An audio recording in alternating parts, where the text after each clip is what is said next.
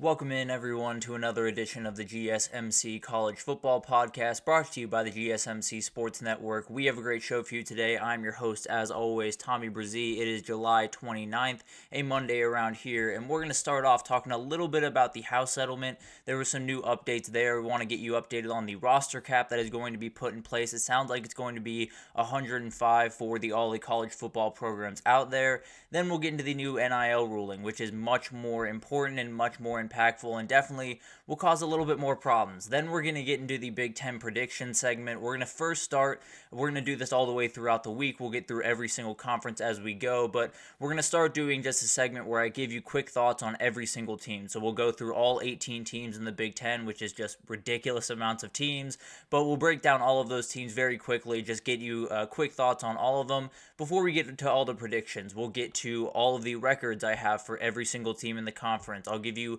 my offensive player of the year. I'll give you my defensive player of the year, transfer of the year, freshman of the year, my championship matchup, and then finally my champion. So we'll give you all of that. For all of the awards, I'll give you another guide to watch in that kind of race. So definitely will be a lot of content there, and you'll have plenty to get mad at me about. I'm sure about that. Then we'll get into the group of five. We'll talk about how it's shaping up going into 2024. We'll go through every conference pretty quickly and just give you guys an idea of who's to watch, who's, not necessarily has a super big shot to win that conference this year.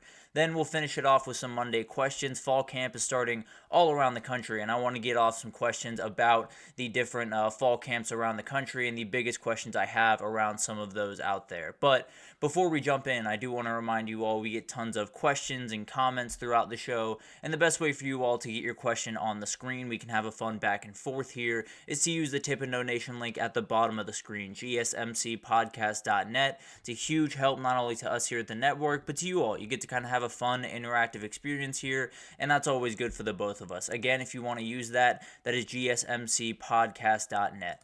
But let's jump right in and let's talk about this House settlement. I would start off right with the Big Ten picks, but want to give some people some time to trickle in. I know this is a very early morning, so don't necessarily want to jump into it too quickly and have people miss out. But the House settlement has obviously been a huge thing around college sports. It is going to be the thing that defines college sports in so many different ways going forward, and we just crossed another huge hurdle into getting this kind of in effect and knowing all the rules and everything kind of through the storm, let's put it that way. We've kind of gotten a little bit closer to that possibly being the case, and it's definitely something that we've been hoping for quite some time. We have been waiting for this, and everything has kind of been slowly trickling out. Well, we just got a huge thing, and one of the biggest ones that we were wondering about was the roster cap. What was that going to look like going forward? Because you don't necessarily want to give football just all autonomy to give 130 scholarships, because then it could hypothetically take away from other sports, or it could just get in the way of, this being an equitable experience in every athletic department. So overall, this was something that was likely going to have to happen.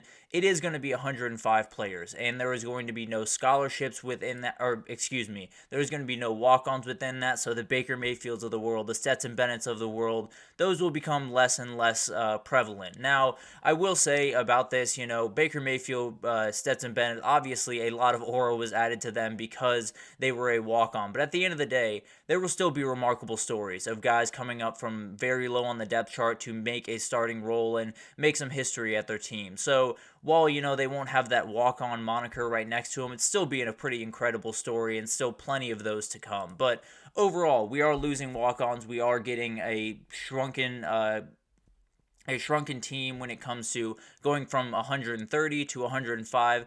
Makes things a little bit harder. The evaluation process just got that much more important. You have to be able to make sure you're bringing in the right kids, and not only bringing in the right kids, but not bringing in too many. There's obviously been an approach for the last little bit that if there's a guy that is super talented, but he's had some troubles, really putting in the work and having that elite work ethic that you need at the college football level, you'll take a flyer on him and say maybe a change of scenery will be enough and he'll be able to continue moving forward and play some really good football for us. That might not be the case anymore because you don't have as many scholarships to give, you have more scholarships to give out technically, but there are some ways around it that people have been using for quite some time. But overall, there's going to be more conversations like that. The amount of guys you're bringing in from the portal, the amount of guys you're bringing in from recruiting, everything is going to change just a little bit because you got to account for that extra 25 players that you were losing. But this does help some other programs out there. Baseball makes the jump from, I believe, 11.7 scholarship players all the way up to 34. So there is definitely a huge jump here. Softball goes from 12 to 25. So where you take away from football just a little bit in terms of resources, you can funnel that to different avenues. And I think we all understand that football is going to be okay. I think we need to at least push a little bit more energy into making sure these smaller sports in the college world are upright and standing and in good shape going forward. And this is obviously another big time step. We've had so many questions when the House settlement was passed of how this is going to be implemented. And I think there's still a lot of those questions around how that revenue sharing, how that 22 million, 20 million, however you decide to distribute that, how that's going to be distributed among your athletic department. That's still a huge question, and frankly, I think this development makes it more inclined for some of the money to be pushed even more towards football and basketball and baseball and leave a little bit less for the smaller sports because you're getting a couple more scholarships. So it kind of is a double-edged sword for some of those smaller sports. You do get you do get more scholarships to play around with. It's about 5 to 10 million added every year for expenses for schools with these added scholarships. So definitely another bill that athletic departments are going to have to worry about, and another reason why this is going to be a very, very transformative time in our sport and in college sports overall, because there are so many different questions about how this is implemented, how people go about things, and all of these different things that are going to be really, really fascinating to watch. But going back to the roster cap, you have to play 17 games now to win a national title, or at least 16 to win a national title, and you're going to have to rotate guys in and out more often now than ever before. And we'll see it this year. We'll get a nice little case study of what that kind of looks like. How often are you rotating offensive linemen? How often are you rotating defensive linemen? How are you keeping these guys fresh down the stretch of the season where you want to play 17 because you want to be in that championship game at the end of the year? And yes, the NFL does have, 53 active roster players with 16 practice squad players, but they can also make moves during the season. In college football, you can't just go up and get someone from USF because you need a need at cornerback. So that's kind of the big difference here, and it adds a lot to the job of head coach, which is already an absolute nightmare. So those general managers, the recruiting directors, all of those people just became that much more important. And the Courtney Morgans of the world over at Bama are super, super important people to have in your program, because they're going to be the ones kind of setting the pace of how many guys do you bring in, how many transfers versus high school kids do you bring in, how do you kind of allocate money within the team. There's going to be so many things that fall on the shoulders of those people, and it's going to be really interesting to see where we come out the other side. But the other huge domino that fell was on the NIL side of this, and it's a huge one, and it's definitely one that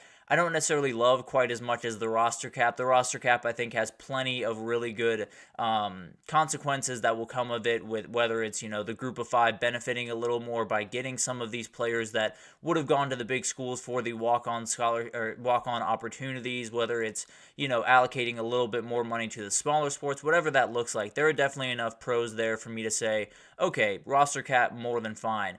The NIL ruling is going to cause some problems. There's no two ways about that. NIL agreements over $600 will be subject to review by clearinghouse to ensure that it is legitimate, fair market value agreements and not a pay-to-play structure. So essentially just not making sure that these, athletic departments, these football programs, what have you, are not just throwing money at a kid to get him to commit. It's more of this makes sense for who he is, for what he's going to do for this program, and there's a number of different gray areas within that could cause some problems, and I think we are going to see a number of lawsuits from this. That's really no other way to put it. There is going to be a number of players that feel like their case wasn't handled fairly, or the university feels like they have gone by the letter of the law but are being, railroaded by someone from the outside. There is going to be some back and forth here, and it's going to be really, really interesting to watch this one, because $600, there are a lot of NIL agreements that go above $600. I can promise you that. So it's going to apply to a lot of these different agreements, and it's going to be really interesting to see, how does this work? Do people get mad because you get denied $700 because it's not fair market value? Is it going to be a little bit more stringent when you get up into the crazy amounts of money in these NIL deals? Who's going to benefit the most? Who's going to get hurt the most? There's a million questions, and frankly, I think a lot of them are going to be figured out in court, but we'll figure that out as we kind of go down this path. And overall, I think one of the big things here is there is going to be some type of a roster or salary cap of sorts, right? With this revenue sharing, 22 million seems to be the moniker that you can go up to that number. If you go over it, then you got a problem on your hands. You absolutely cannot do that. So that kind of opens the door for collectives to stay right where they are, because the reality is, if you're a Georgia, if you're an Oklahoma or a Texas or a Bama, what have you, you're going to want to keep that competitive advantage. And if you know that Bama and Georgia, if you both know that you are putting out 22 million every single year regardless of the year, you're going to want to put in another 22 million or another 50, whatever the number is. You're going to want to put in a lot more money through collective to try to create that gap between you and your biggest rival, or you and the team that's coming up from the second tier of your conference into the top tier.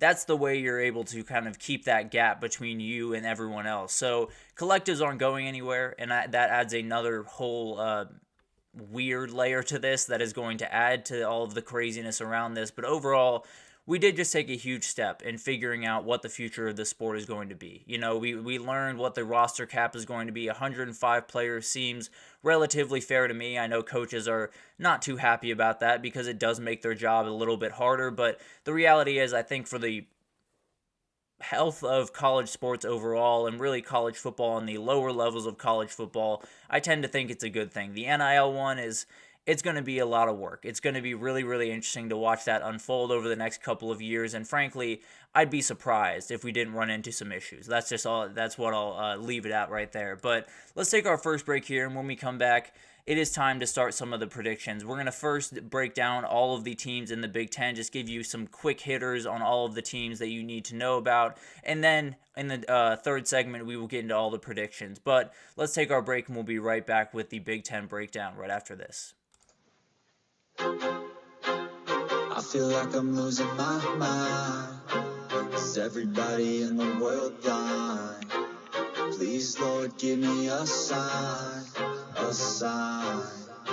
I feel like I'm losing my mind. Is everybody in the world blind? Please, Lord, give me a sign, a sign. I wanna be the greatest. Everybody on the fake shit. I look around and feel like everybody is the fakest. I make this every day and I'm impatient, hoping one day I blow up from the basement. Statement, the top is so vacant. I don't hear shit that I think is amazing. Waiting for my day when I'm playing sold out shows with 1,000 faces. Hey, give me that crown, get in my way and to be put down. It ain't your place, all this my town. If I want that shit, then I'll get it right now. I'm losing it, the noose it fits. I'm losing shit, a stupid myth. You choose to live or choose to dip. You choose to fight or lose your grip and lose a gift. I feel like I'm losing my mind. Is everybody in the world blind? Please, Lord, give me a sign, a sign. I feel like I'm losing my mind. Is everybody in the world blind?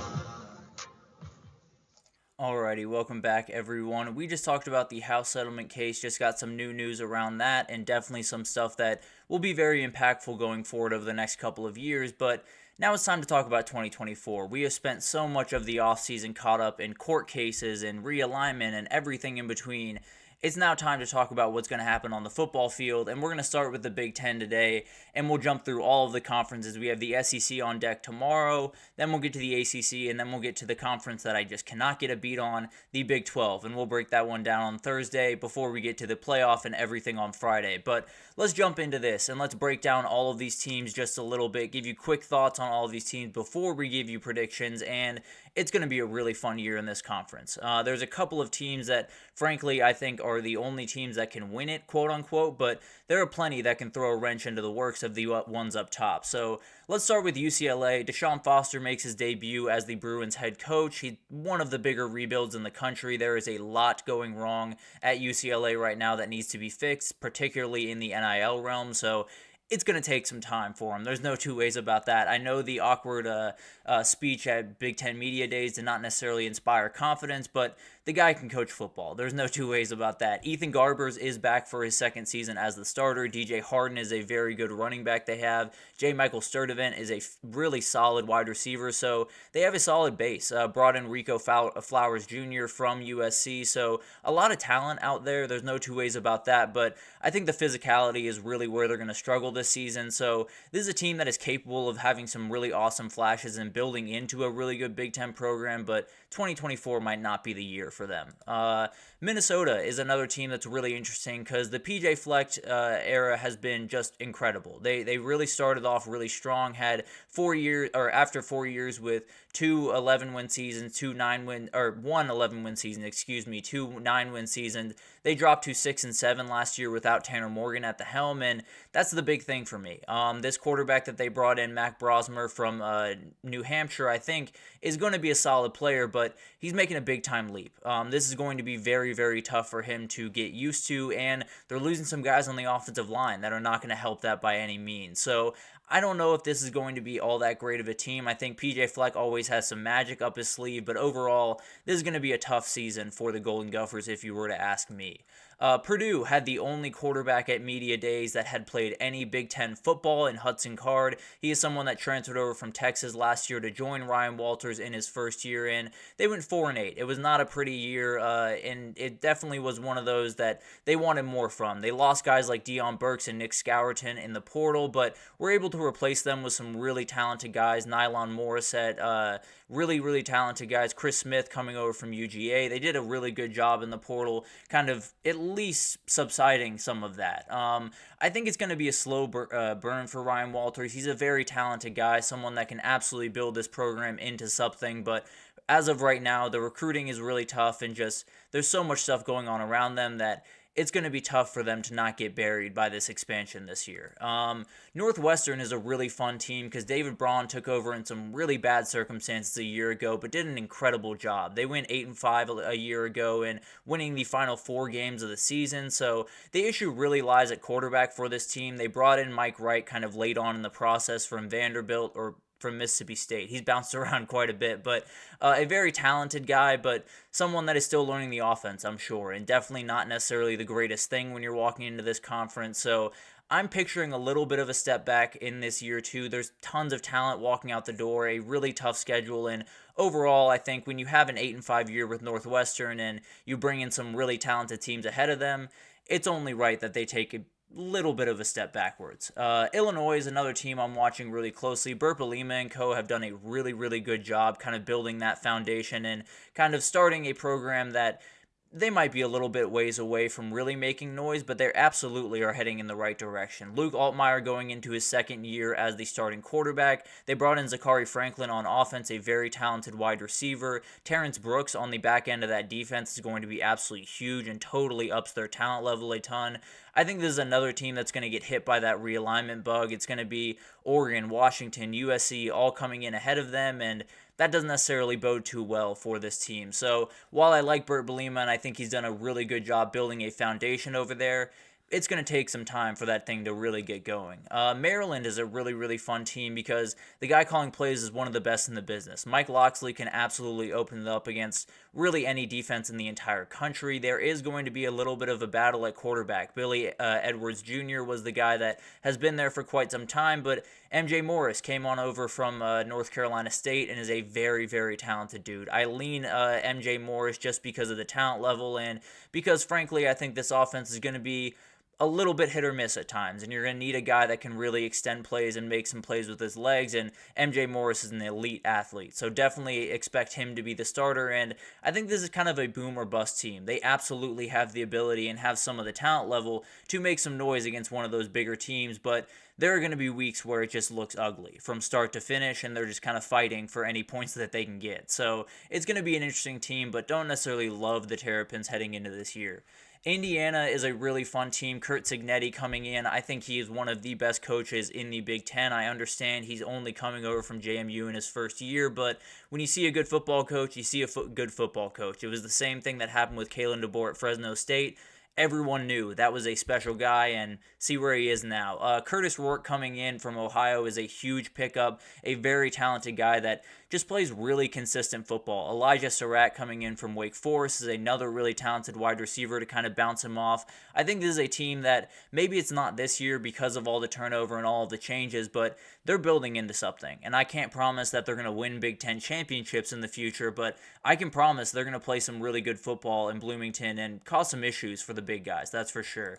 Washington is a team that's coming in, making a debut in their conference this year, and tons of turnover. This is a totally different team than you saw in the championship a year ago, and it's going to be really interesting to see how all of this kind of unfolds. Obviously, it all comes down to Will Rogers. If he can play high-level football in this Jedfish offense that lends itself to their quarterback playing high-level football, he's going to be able to make some noise in this conference. They still have some dudes on that roster that are plenty good. Jonah Coleman coming over from Arizona was an absolutely huge get for this running game.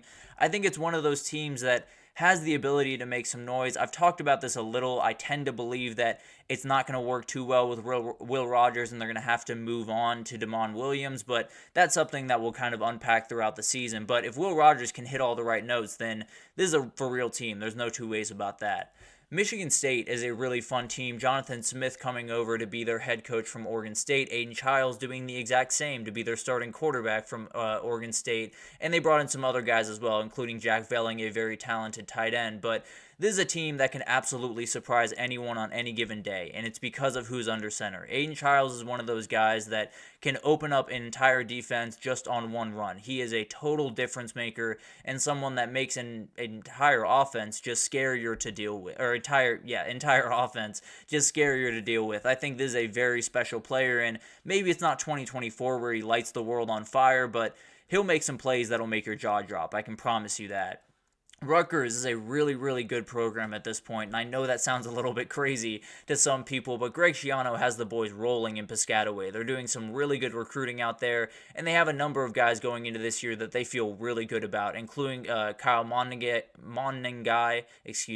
at running back, an absolute beast, someone that could just carry them to wins if they need to. Ethan Kaliak-Manis came over from Minnesota. He will likely be the starter, and he's played a lot of football. There's not going to be a ton asked of him in terms of, pushing the ball downfield, doing anything super special, but at the end of the day, if you can just execute this offense, they're going to be able to play some good defense and make some runs. So this is one of those teams that I'm watching very closely, not necessarily to win the Big Ten or even be in Indianapolis, but to kind of ruin the fun for someone that really wants to be there. So that will be very interesting. And then Wisconsin is going to be someone that, frankly, is impossible to get a beat on right now because I don't know how good Tyler Van Dyke is going to be. If he opens things up and plays that level of football that he showed in his sophomore year at Miami, this is going to be a really dangerous team. This is going to be a team that is going to be able to run the ball. Tyree Walker, Ches Malusi, a really good offensive lineman returning to Madison. They're going to be able to run the ball. There's no two ways about that. If they can open things up with Tyler Van Dyke in that passing offense, then this is not only a team that can, make some noise and knock off some of the big guys, but they might just be able to sneak their way into Indianapolis if they play the right football at the right times. I know that sounds crazy, but this is a really talented team that has a ton going for it going into this year. Iowa is obviously the big anomaly in this one. If they find offense, then everything opens up, right? If they can put together a good offense this year, then this entire team could be, Big Ten champions. I know that sounds crazy again, but the reality is they play really good defense, and Phil Parker is one of the best defensive coordinators in the country. So put together an okay offense, then maybe you make some noise for the Hawkeyes this year. Overall, I tend to believe that's not going to be the case, if I'm being totally honest with you. I think their defense is insane. Jay Higgins and Nick Jackson is one of the best, maybe the best linebacker duo in the entire country. Sebastian Castro and Xavier Nwankpa, on the back end of that defense are as elite as it gets. I think they're going to be a really good team, but overall, if they're a top 80 offense, I think you take that as a win. I know the bar is on the absolute floor, but overall, they can be a very dangerous team, but that offensive side of the ball needs to come quite a long way for that to happen. Nebraska is one of the more interesting teams in the country. Dylan Raiola is the end-all be-all here. If he can open things up, if he can play elite-level football, this is going to be a really, really good team this upcoming year. They have dudes. I mean, Gabe Irving and Ramir Johnson running the ball are going to be really, really talented. Jamal Banks and Jalen Lloyd in the pass game are both really, really good players. So the weapons are there on the offensive side of the ball. And then on the defense, they were elite a year ago. They returned a ton of guys. It's going to be a really good defense, especially up front. Nash Hutmeyer is a really, really good player and definitely someone that can just dominate pretty much any offensive lineman he goes against. So this is going to be a really good defense, and as long as Dylan Raiola hits the way that they want him to, this is a very dangerous team this year.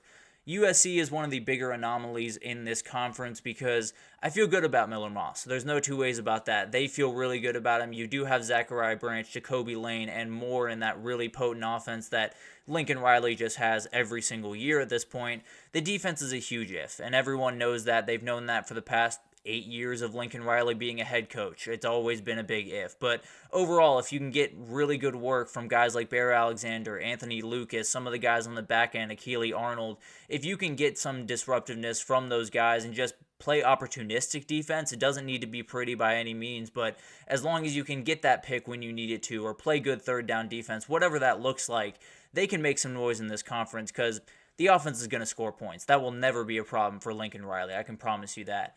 Michigan coming into this year as the reigning national champions, and tons of questions overall just because of all of the turnover that happened. The defense is going to be good. The interior defensive line is the best in the country with Mason Graham and Kenneth Grant, if you were to ask me. But when you look at the unknowns, it's kind of interesting. It was the very, very known things a year ago in the O-line and the quarterback. You're very confused about who's going to be your starting quarterback, first of all, which we'll get into a little bit later in the show. And then the offensive line returning the top 6 guys from a year ago. So there's a lot of question there. I think this year is going to be defined by 3 games: Texas, Oregon, Ohio State. If you go 1-2 in those games, even 1-2, I think you have a really good shot to get into the playoff. 0-3 makes things a little bit more sketchy. 2-1, you're in. There's no two questions about that. So there's a lot of different things here, and I really like this team, but when I look at all the turnover and all the different things happening, it's hard for me to not picture a step back just a little bit for Michigan this upcoming year. And then we got Penn State, a very talented team, and Drew Aller is one of the most powerful players in the entire country. If he really hits his ceiling this year, I don't know if people are fully prepared for what that would look like, because it would look like this team winning a Big Ten championship and rolling into a playoff as one of the top 4 seeds. They have that ability, and this kid, if he can hit the ceiling that has eluded him a little bit early on in his career, it's going to be really, really fun to watch. Avoiding Michigan and Oregon on the schedule is the biggest win possible and definitely gives them a really solid shot to make the playoff, and you just need a difference maker at wide receiver. Outside of Julian Fleming, I know he's going to be a good player. I need to see Harrison Wallace stand up. I need to see Caden Saunders stand up. I need to see maybe one of those tight ends, Luke Reynolds, the young tight end, step up. Whoever it is, someone in the passing game needs to make a difference. Then you got Oregon. The talent level on this team is just out of this world insane. They check every single box you could possibly want when it comes to talent. There is nothing out of place on this team. Dylan Gabriel is absolutely that dude. He is someone that, I'm not going to say he's going to outplay Bo Nix because it'd be really, really hard to do that, but the reality is you're not taking that far of a step back when it comes to quarterback play. This guy can put the ball wherever you need it to and can execute an offense just at a ridiculously high level. And the defensive front is one of those that could be disappointment, could be triumph. And honestly, it'll define their year one way or the other. They have the depth, they have the physicality, but you never really know when you get into that Big Ten schedule how it's really going to affect you. And then Ohio State, the team that everyone's talking about throughout the entire offseason. Well, the regular season's here. It's time to get to work, and it's time to put your money where your mouth is. This is a team that is just absolutely ridiculous from top to bottom. You can poke holes where you find Will Howard, but if you play 2022 level Will Howard football, there's not going to be a question about this team. There are so many great things about this team, and frankly, it's going to be one of those that they say championship or bust, and it's hard to disagree with them with the talent level on this team. But overall, there is a ton to break down in this conference, and we went way long there, so we're going to have to pick up the pace just a little bit here. But right after this break, we will make all of our picks. We will give you all of the breakdown for all the records I have, the Offensive Player of the Year, Champion, Defensive Player of the Year, Transfer of the Year, Freshman of the Year. We'll break it down all after this, so stick with us. Looking for your daily fix of sports talk without having to pay for it? GSMC Sports Network is available on YouTube. Just search GSMC Sports Network. Get your fix of daily sports talk shows on YouTube, absolutely free. NFL, college football, NBA, MLB, MMA, UFC, fantasy football, and so much more. GSMC Sports Network has shows running all day long, with new sports shows starting every 2 hours. Just like on your favorite cable sports channel, except GSMC Sports Network is absolutely free. Just search GSMC Sports Network on YouTube to catch one of your new favorite shows, like the GSMC College Football Podcast, Chip Shot Football Podcast, Hoops and Heels Women's Sports Podcast, GSMC Basketball Podcast, and so many more. Check it out for yourself. GSMC Sports Network, now available on YouTube absolutely free. Search GSMC Sports Network on YouTube right now. Alrighty, welcome back everyone. We just gave quick thoughts on every Big Ten team, and it took quite some time, so we're going to pick up the pace just a little bit here. Thankfully, that is the biggest conference that I'll have to cover over the next couple of days, but let's jump into my predictions for this year in the Big Ten, and frankly, it's been really hard. I've bounced back and forth a number of times with a number of different picks in terms of who I have in the championship, who I have winning that thing, and I've bounced back and forth probably a million times at this point. But let's jump into my predictions, and I just think Ohio State and Oregon are on a different level than a lot of teams in this conference. I think they're just they're going to play a different level of football. I think the talent level is off the absolute charts. They can do incredible amounts of things this upcoming year, and I think they have the two quarterbacks that I feel the most confident in going into this year. Obviously, there are some really good guys on the bottom half of that conference with Miller Moss, with some of the other guys in that conference, but overall, Will Howard and Dylan Gabriel are the two guys that I look at and say, they're going to play good football. I feel really good about that. I know there's some questions around Will Howard. I don't nearly have the same questions that other people do.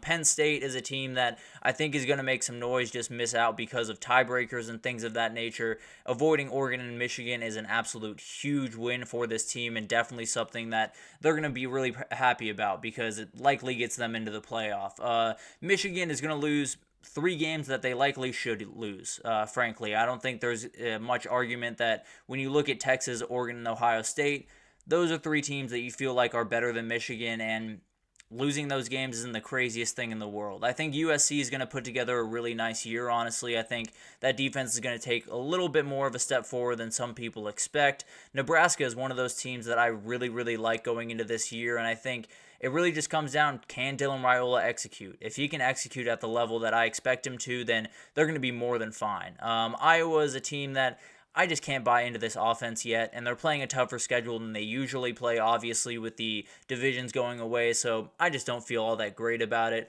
Wisconsin and Rutgers are 2 teams that are really, really fun this upcoming year. Rutgers is a team that it might seem a little bit weird having them this high in this conference, but it's a really solid squad, and definitely one that can build into something much better in years to come, but overall, I very much like them, and I think they're going to make noise this year. Michigan State, another one. I think Aiden Childs is just that much of a difference maker. I think he's going to win games that no one expects them to win at the end of the day, and then you move on to Washington, Indiana, that absolutely are going to be dangerous teams, but I just think there's too many questions, there's too many moving parts in both of those places to really get the results that you want this upcoming year. Maryland, Illinois, Northwestern, Purdue, Minnesota, and UCLA are just going to struggle. It's hard for me to look any other way in that. I think Maryland has a shot to make some noise, but for the most part, I think it's just going to be a little bit ugly at times overall. But I think it's a really fun conference. I think when you look from top to bottom,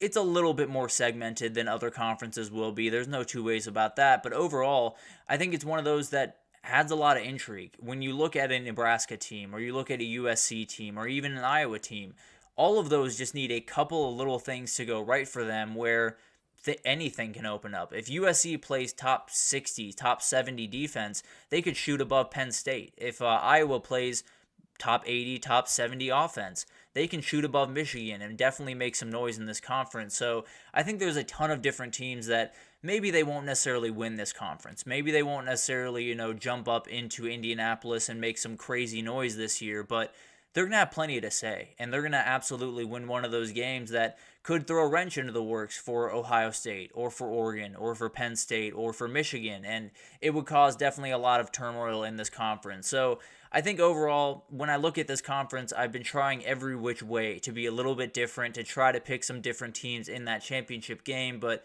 when I look at it, Ohio State and Oregon are just a little bit different than everyone else in this conference, and the gap is wide enough for me to feel comfortable making these picks. But let's move on to all of the awards that are coming after this. We know that it's Ohio State and Oregon and Indianapolis. What is on the other side of that is the big time question, because these two talent levels are on the absolute top of the charts, and I'm not necessarily going to reveal which way I went in that game in the regular season, because it could be revenge one way or the other, whether it's Oregon getting revenge for Ohio State coming into Eugene and getting that win, or Ohio State getting revenge for them ruining what could have been a perfect season and one of the more remarkable seasons in college football history. So there is definitely going to be some energy around this one way or the other, but at the end of the day, I think when you come down to it and you really have to make a pick of who's winning that thing, Ohio State's just such a good team. I look at them top to bottom, and I just cannot find an issue. I know that people are worried about Will Howard. I know people are worried about this offensive line.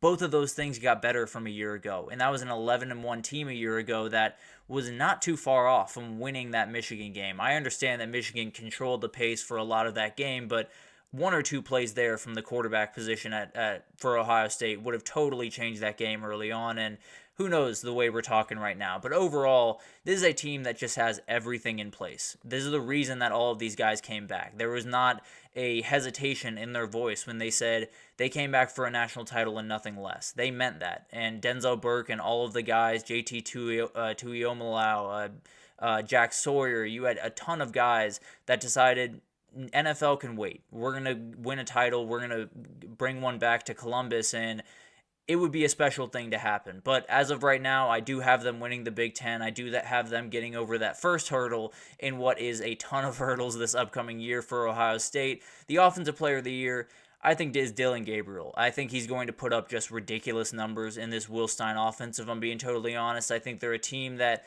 although they did improve on the defensive side of the ball from last year, I still think they're going to need some help from time to time to win some of those games by, a shootout type of game. So I think Dillon Gabriel is going to put up ridiculous stats. You have Evan Stewart on the outside. You have Tez Johnson. So many guys that can make some noise that I just think this guy's going to put up just ridiculous numbers in Will Stein's offense. I think the other guy to watch there, in my opinion, would be TreVeyon Henderson. I think he is someone that can be a total difference maker for Ohio State, and among all of the different players on Ohio State that are downright scary, I think this guy might be the best of the bunch. So I very much like him, and I think he's going to make plenty of noise this upcoming year. The Defensive Player of the Year I picked is Abdul Carter.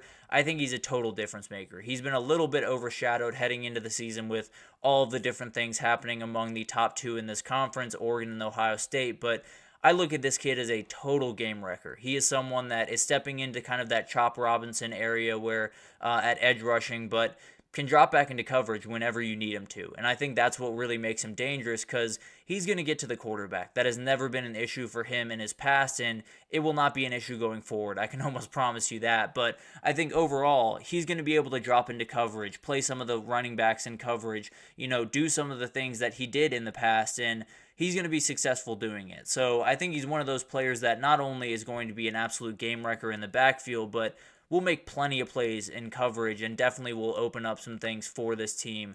Then I have Freshman of the Year, Jeremiah Smith. I don't know if this is much of a question. He is a guy that came onto the scene and just wowed everyone immediately. He did incredible things right from the jump, and absolutely is someone that is going to turn this conference on its head. He does things on the football field that physically should not be possible, if I'm being totally honest. So a very, very talented kid, someone I like a ton, and definitely is going to make some noise. Dylan Raiola, obviously someone else to watch there, but I just think Jeremiah Smith is going to do ridiculous things this upcoming year. And then finally, the transfer of the year, I have Caleb Downs. I think he's going to be a total difference maker on the back end of this defense, and frankly, they didn't even need him. They just went out and got, added rocket boosters to a Lamborghini. They absolutely had an incredible back end, and then, in my opinion, they went out and added the best player in the country. So I think Caleb Downs is a total difference maker and someone that just makes this defense almost impossible to deal with. I think there was a little bit of an opening before he came around, but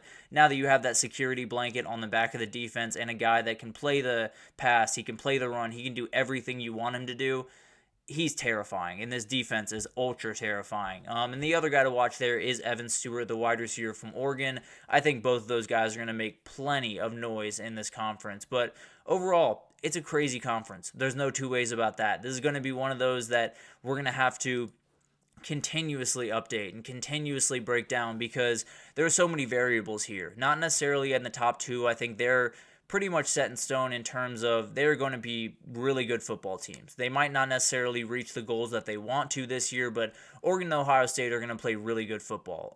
Penn State can be opened up. Just if Drew Aller answers the call, he can do some really remarkable things this year. Michigan obviously has a ton on their plate, but if that quarterback room comes together a little bit better than we're expecting it to right now, this is a team that can beat a Texas-type team. They can beat an Oregon-type team. They can even beat Ohio State. So this is a very dangerous team in its own right. And then you look down the list. You got USC, Nebraska, Iowa, Wisconsin, even Rutgers. I think all can be teams that it might not be, the prettiest season start to finish, but there's going to be a Saturday where they just play really good football. And you look up and they're up by 10, 14 points on an Ohio State or an Oregon in the earliest second quarter, and you're wondering what happened. So I think that's going to be something that is almost inevitable in this conference. But overall, when I look at what is going on in this conference going into this year, Ohio State and Oregon are just different. Ohio State and Oregon are just playing a different level of football than pretty much everyone else in the conference. I think there's plenty of talent in this conference, and they absolutely will be able to make noise in this conference. But overall, those are the two teams, and I feel fairly confident about that. So I do have Ohio State coming away with a Big Ten title, and if that was it for Ohio State fans and they were happy with that, that would be great. But that is just the start. They got to make it to the playoff. They got to win a national title. So there's still a ton on the table, but I do think they get over that first hurdle and win a Big Ten title, and then it's off to the races. So we'll break it down all of the stuff as you need to know it. Stay tuned. Tomorrow we'll get into the SEC and continue on down the line before we get to our playoff predictions on Friday. But let's take our third break here, and when we come back, we're going to break down the group of five. That's the other side of this playoff argument. So I want to break down all of these conferences and just give you an idea of bare bones what you're looking at going into this year in every one of the group of five conferences. So we'll talk about that right after this. So stick with us.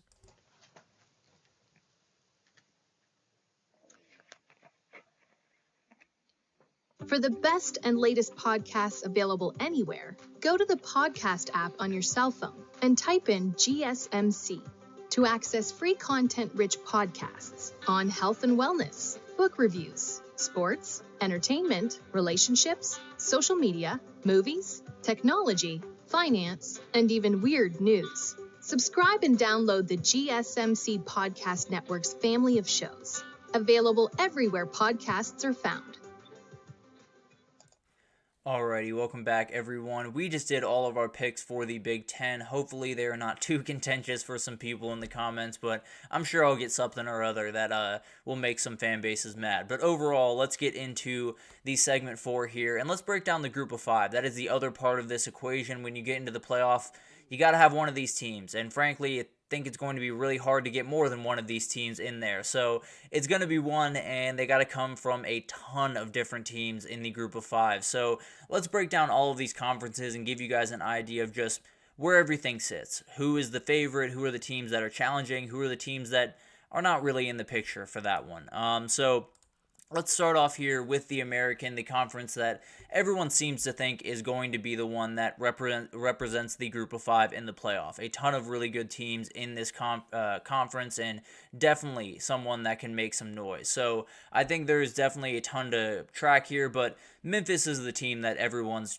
really chasing going into this year. Seth Hannigan at quarterback's an absolute beast and has as much confidence in this offense as anyone in the country. I'll be totally honest with you. He is definitely a very talented guy, and I think that Florida State game early on in the season could be a huge moniker for where this team is compared to everyone else in this conference.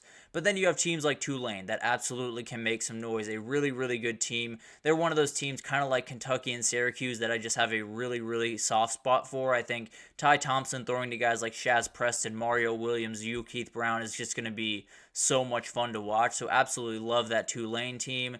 UTSA is another team you definitely have to watch here. They have one of the best coaches in the conference and absolutely is someone that is going to have a ton to say in this conference. They are replacing Frank Harris from a year ago, which will be very tough, a very talented quarterback that they have, but they have some dudes, and especially if they're corner Denver Harris that has bounced around to a number of different places, but is a very talented kid, was a 5-star coming out of high school. If he can play consistent football, this is a team that can get really, really fun really fast. And then you have USF, a very talented team. It's Byron Brown. I would love to expand on that a little bit, but the reality is Byron Brown is the biggest difference maker in the group of 5, not named Caden Salter, if you were to ask me. He is an absolute game changer and someone that can totally just take over this conference and be one of the great stories in college football this year. So we can talk about a million things with South Florida, but Byron Brown is absolutely that guy. College football players absolutely do get paid at this point. In the American, you do also have ECU, Rice, North Texas, Army will all be solid, but not necessarily compete for this conference. And then everyone else, it's going to be rough. I'll just put it that way. Conference USA is a very, very fun one, but frankly, a very straightforward one as well. Liberty is the team that everyone is chasing, and it's going to be really hard to catch them because they are very far ahead, and Caden Salter is a huge reason for that. I think they could be a lot of things could go wrong and they could still win this conference. That's why they're minus odds to win the conference. You also have some other teams on the outskirts that could cause some problems. WKU is the one that I'm watching most closely. It might be TJ Finley's team. It might be Caden Veltkamp's team. Regardless, they're throwing the ball around a ton. They are going to spread this defense out, whatever defense they're playing in. They are definitely a threat to Liberty if they can get things rolling in the passing game. Jacksonville State is another one that I'm watching very closely, a very good team and has one of the best O-lines in the group of 5, led by one of the best O-linemen in the entire country with Clay Webb. So they're going to run the ball, they're going to be aggressive, and maybe take the wind out of Liberty sails and possibly get a win there when they absolutely need one. And then Sam Houston is another team that you should definitely watch. They've kind of become a place for some Power 4 transfers to make their way down to and play some really good football. They've got some guys from Texas. They've got some guys from Oklahoma in the past. So some really talented guys. They have some really good wide receivers down there. On the defense, Sincere Jackson is an absolute beast. So definitely some noise to be made around Sam Houston this year. Middle Tennessee, Louisiana Tech, UTEP, North Mexico, and FIU, all really talented teams, but probably won't come close to winning this conference this year, honestly.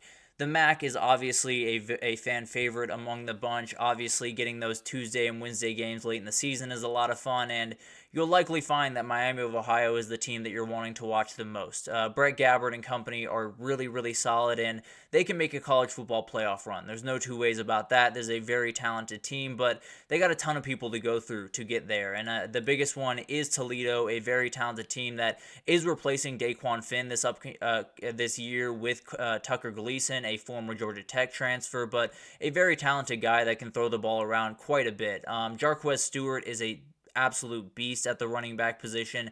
They do have some other guys on the outside that absolutely can make some noise, and they're going to need to if they can win this conference. Also, they have a kid named Junior Vandross. If he's related to Luther Vandross, then this might be my pick to win the MAC, but that's beside the point. Bowling Green is another team that I'm watching very, very closely. They're going to run the ball a lot. Connor Bazelak is their quarterback there. He was the former Missouri quarterback, and they do have guys like Jalen Tillman and Malcolm Johnson on the outside, but Terrion Stewart is where the show is. He's the guy that is absolutely going to make the most noise here and definitely be someone that is going to be a problem for most defenses he faces. Western Michigan is really, really fun. They're starting to row the boat once again up there, so definitely a really interesting team. Hayden Wolf leading the way with Jalen Buckley right next to him, a really, really good running back. I think it's a really fun group. I don't necessarily know of how much noise they're going to make in this conference, but Jalen Buckley is a guy that can totally take over this conference and be Offensive Player of the Year in this one and just win it for the Broncos. And then Northern Illinois is the other team that I'm watching. Ethan Hampton taking over for Rocky Lombardi at quarterback. And Tario Brown is going to carry a ton of weight this year, over 1,200 yards a year ago in 2023, and definitely is going to be a very important player this time around. So other than that, you have a couple of guys, a couple of teams that can make some noise, but overall, when you look down the season, you see those Tuesday and Wednesday matchups, you're going to find these teams are the ones that are the really important ones. And then the Sun Belt is going to be really awesome to watch because it's probably going to be the most competitive of the group of 5, but frankly, that might keep them from the playoff because there's going to be a little bit of cannibalism in this conference. And overall, it starts with App State. This is the team that is going to be kind of setting the pace. Joey Aguilar is a really, really talented kid at quarterback that can make some really special things happen on the football field. So he's a guy that can just take over this conference overall and win it pretty comfortably for App State. But Texas State will have plenty to say about that. GJ Kinney has really built up a really good program up there in San Marcos, Texas, and bringing in someone like Jordan McLeod from JMU is absolutely huge, especially when it's in conference. That helps just a little bit more. Joey Hobart is a very talented wide receiver, maybe not the best in the conference, but definitely one of them, a really, really talented guy on the outside for them. Then you have a team like Louisiana, who's been a really good team in this conference for quite some time, and I expect this year to be no different. They absolutely have the dudes to make some noise and definitely are a team that are never going to be an easy out. They are never going to hand you games by any means. Then you have a JMU team that I think is going to make some noise this year, obviously replacing Jordan McLeod and about 1 million people, but Dylan Morris will get his chance under center. And then you have the Alabama team. South Alabama is replacing Kane Womack as head coach, so that'll be tough. But then you have Troy, who also is going to be a really fun team to watch. Honestly, I would love for the Sun Belt to be the team that is absolutely going to make some noise, but I don't feel confident really knocking out anyone to win this conference other than UL Monroe. No disrespect to the Warhawks, but it's going to be a rough year. I'll just put it that way.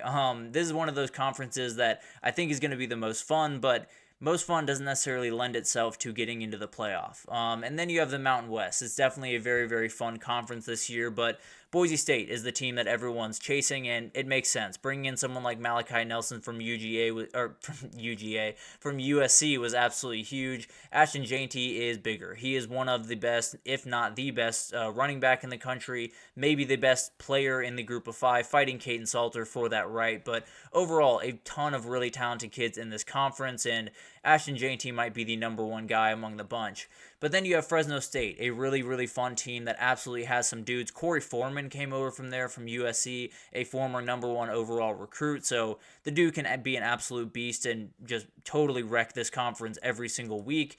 UNLV is a really fun team and another team that I have a soft spot for. I think Brennan Marion's offense is one of those that is just a beauty to watch. There's not really much you can do. There's so many multiple formations and motions and different things that you can do out of that go-go offense that just makes it really hard for any defense to get a really good beat on it. And then they also have Ricky White, who is an absolute dude in this country and in this conference especially. Air Force is an interesting team because they will run the ball. There's no two ways about that. They will spread it out a little bit more than you're used to seeing Air Force do, but overall, they're going to be a dangerous team, and I don't know if they'll make a ton of noise here, but absolutely a team to be at least watching out of the side of your eye. Wyoming is a really fun team. They have Harrison Wally, is a very, very speedy guy at the running back position that absolutely will make some noise. Evan Svoboda, is a very talented guy at the quarterback position that has a ton of comfort in this offense. And then Colorado State, a really, really good team and definitely a team that could pop up out of nowhere this year. Torrey Horton is one of these special guys at wide receiver across the country. Braden Fowler Nicolosi is really, really comfortable in this offense and is in full control most of the time. So we'll learn a ton about this team going in to week 1 when they face off against Texas. And overall, this conference has dudes. Whether it's Ricky White, Torrey Horton, Ashton Jeanty, they have plenty of guys that are going to be really, really fun to watch. So overall, the group of 5 is always really, really tough to pin down, and especially this year when only about one of them is getting in. It might just be a little bit tougher to pin down, but overall, it's going to be awesome to watch all of those conferences. Cannot wait to get into the Sun Belt. Although it might not help them get into the playoff, it's going to be really helpful for me to enjoy those games, that's for sure. But at the end of the day, It's going to be awesome to watch that unfold, maybe the most interesting thing to watch unfold throughout the year. But let's take our last break here, and when we come back, we'll do Monday questions around fall camp. Still a ton of things to figure out across some big-time universities out there, so I'll break that down right after this, so stick with us.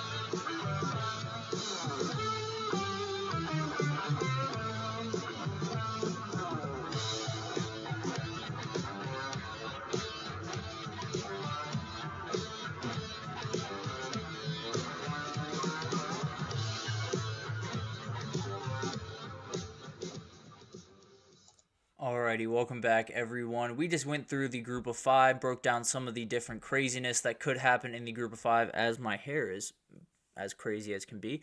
But let's get into some of the questions I have going into fall camp, and there are a ton of them, and there are a ton around some big-time universities that have big-time aspirations going into this year. So let's get into this, and we'll probably break this down throughout fall camp, just give you guys an update on fall camp, answer some other questions that have been answered or have yet to be answered. We'll continue on this as we kind of go through fall camp in the next month, but let's jump in and let's talk about who is going to be the guy that trots out with the Michigan's offense in the first game against Fresno State, because I don't know. I think this is one of the biggest things to watch throughout fall camp, because I don't think anyone in that building knows who's going to be the starter, and including those two guys. I think they're very, very much up in the air.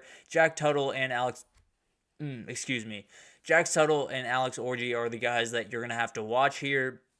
Definitely feels like a two-man race here, and definitely is going to be a really, really interesting thing to watch for a number of reasons, because the reality is I do think it's going to be Jack Tuttle. I think he's going to be the guy that starts the season, and I think he'll play good enough football to continue throughout the season, but that's the worry that you have. You know, whenever you get into these quarterback battles, especially late into fall camp, there's always that question of, will someone really separate, or will it be a battle up until the first week? And then you get in kind of a precarious situation that a number of teams have found themselves in, where you start one guy the first game, he doesn't necessarily play quite as well as you want him to. You start the next guy the next game, and then you kind of go back and forth all season.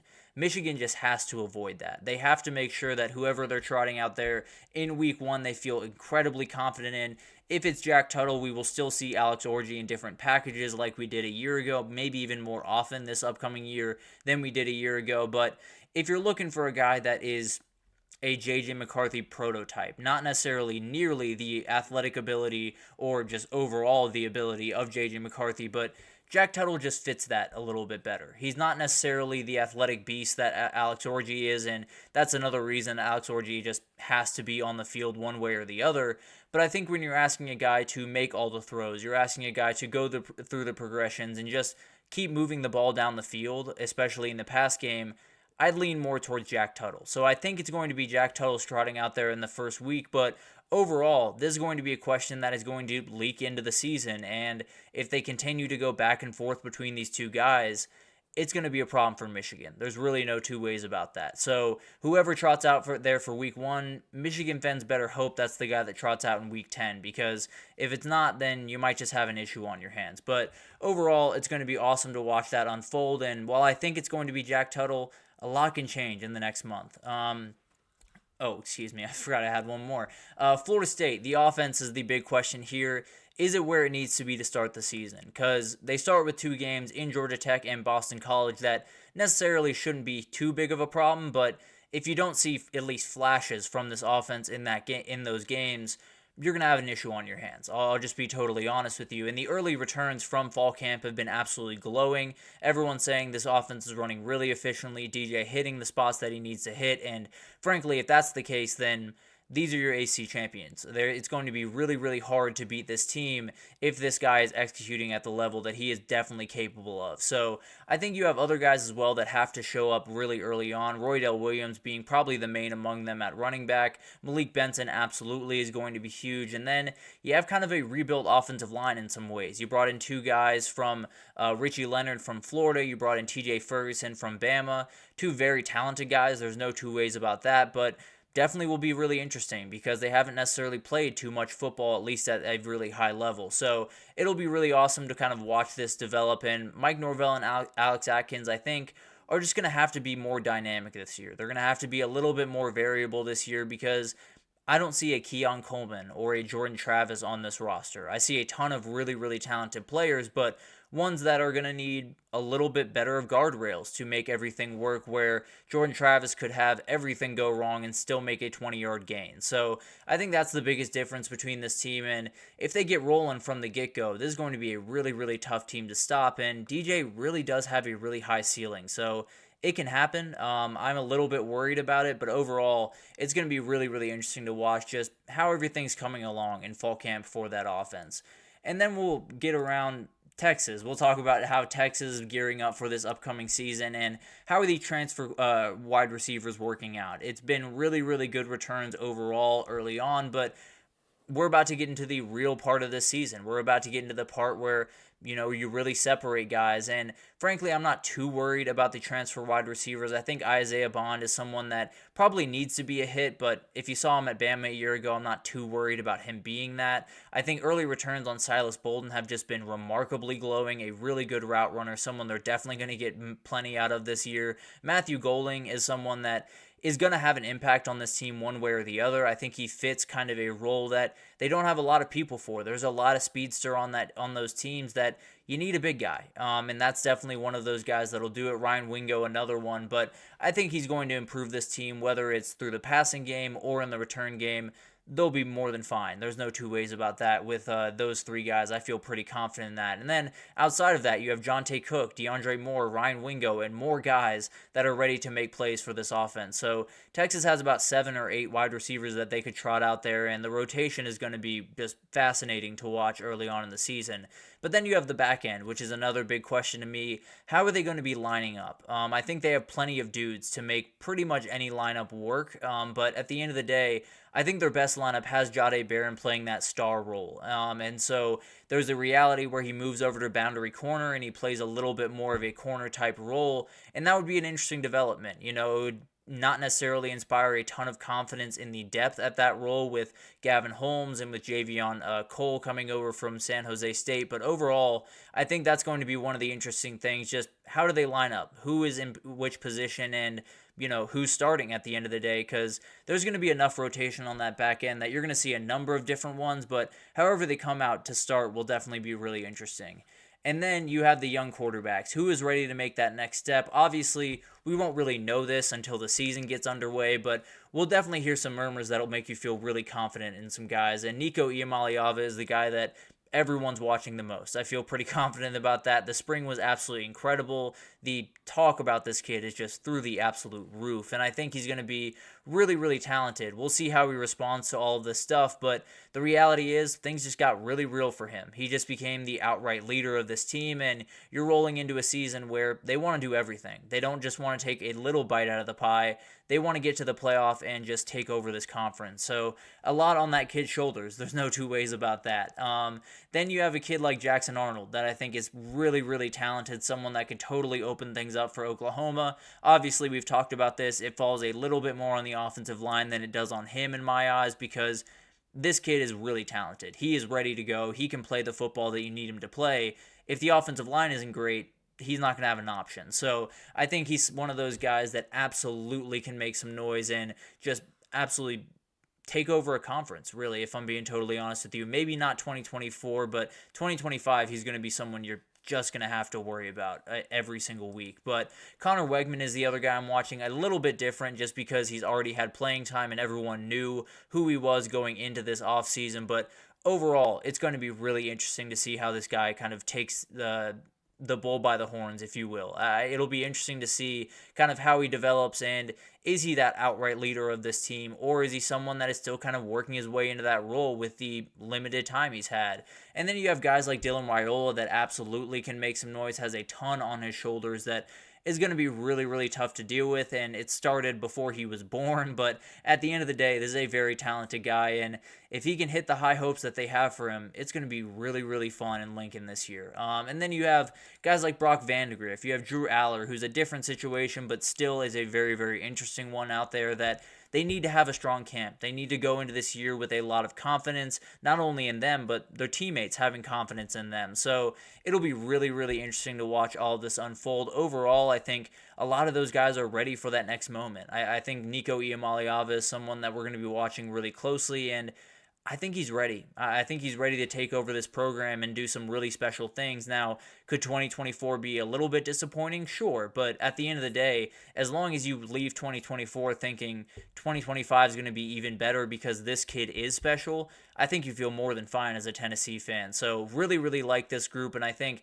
overall the fall camp questions are always really interesting and will define a lot of what happens during this college football season. But that'll do it for this edition of the GSMC College Football Podcast, brought to you by the GSMC Sports Network. Your support means a lot to us, so please remember to subscribe to the show, leave a positive review. It does make a huge difference. Also, follow us on Facebook, Twitter, TikTok, Instagram, every single social page you could possibly want for all of the content you could possibly want. We have incredible people covering every single sport you could need, and we got you covered if you need anything in the world of sports. But really love doing my Big Ten predictions today. I'm sure there will be some people that are none too happy about them, but I'll be back with the SEC to make some other people mad. So we'll be back tomorrow. Definitely tune in for that. But thank you once again for listening, and I will see you guys tomorrow. Mm-hmm. Mm-hmm.